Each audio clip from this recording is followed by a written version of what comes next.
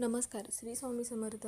नवरात्रीमध्ये आता बऱ्याच जणांकडून काही चुका घडत असतात. तर आता देवीच्या कोणत्या सेवा करायच्या आहेत हा बऱ्याच जणांना प्रश्न पडत असतो.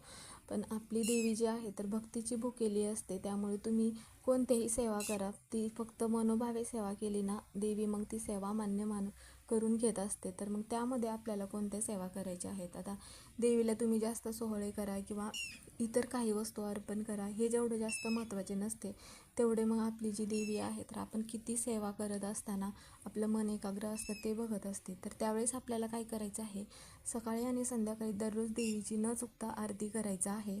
ही सगळ्यात महत्त्वाची गोष्ट आहे. आणि त्यामध्ये दुसरी गोष्ट म्हणजे की देवीचं नामस्मरण करायचं आहे. तुम्ही माता लक्ष्मीचा कोणताही मंत्र म्हणू शकता जो तुम्हाला येत असेल. तर ह्या दोनच सेवा देवीला सगळ्यात जास्त प्रिय असतात.